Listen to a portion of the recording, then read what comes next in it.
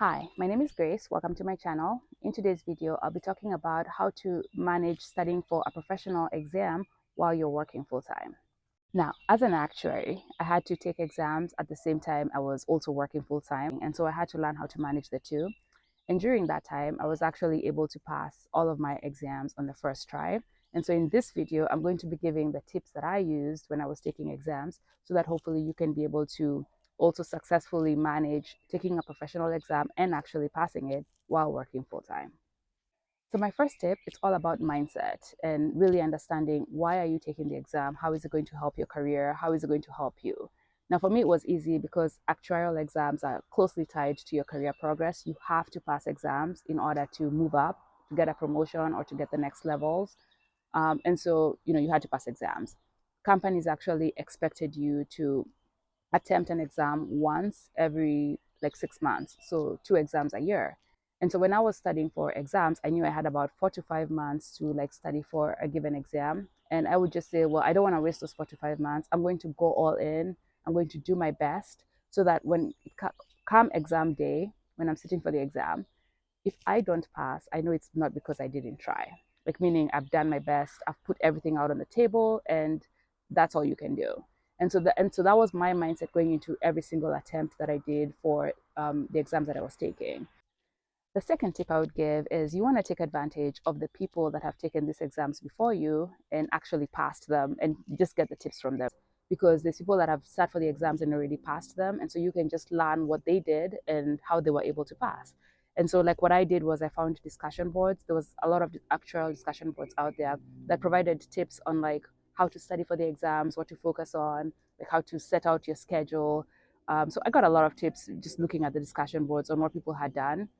The discussion boards would talk about which study guides were best, what worked best for them, which ones had a lot of detail, which ones explained things well. And so I actually ended up purchasing study guides based on the information I got from the discussion boards and what I thought would work well for me. That was a great tip for me because I honestly wouldn't have known where to start or what to look for. So of course, it's just like if you're trying to buy something and you go and look for reviews, it's kind of something similar. If someone has already gone before you and done these exams, you just take that information and use it to your advantage as you're trying to study for it as well.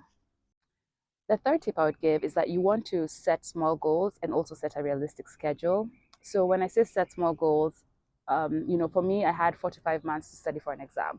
So if I'm thinking in a chunk of 4 to 5 months, that's a lot of what should I accomplish? Like, how do I divide up the time so that I make sure that I actually give myself the best chance on exam day to pass the exam?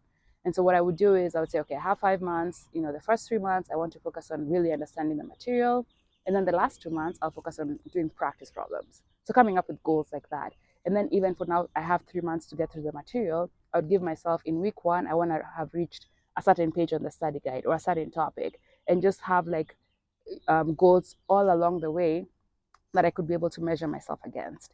And so what that helped with is as you go along, like as time passes and as you're studying, you can be able to just check and do a gut check of, okay, am I behind? Am I falling behind? Maybe I need to reassess and actually put in more hours. Or am I actually way ahead? Maybe I can, relax a little bit, or maybe just stay ahead because sometimes when you're studying and you know you're ahead, it actually helps you study with less pressure and actually works better for you. So having those goals helps because you're able to continue to measure yourself against them and make sure that you're keeping in track with where you're trying to get to when you're finally taking the exam. The fourth tip I would give is that you want to find a place and a time that works for you. When I say a place, I mean, do you study best in quiet environments? Do you study best in, I don't know, in the mornings? Like, so what time works best for you and what place works best for you? And as an example for me, when I was trying to understand new material, I would usually need somewhere quiet. So I'd go to the library or just study at home. I didn't really have that many distractions at home. So I could study at home. But when I was doing the math problems or practice problems, I would study in front of the TV because I liked having that noise in the background. And so finding a place and a time that works for you is truly personal. It just depends on how you study best. But you need to be able to understand that so that you can put yourself in that position. So the fifth tip I would give is that you want to take advantage of the support around you. So are there other people around you that are also taking exams? Maybe you can study with them, form study groups. I know for me, I have a lot of actuaries that I worked with that were also taking exams, and we used to meet at the library to study.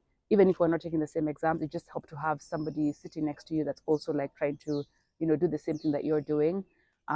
It also gave accountability. I remember there were times when I would feel tired. I'm like, oh, I don't feel like going to the library today. And then I remember, oh, I did tell someone I was going to meet them. So I better I got to get myself down there. So it actually provided accountability.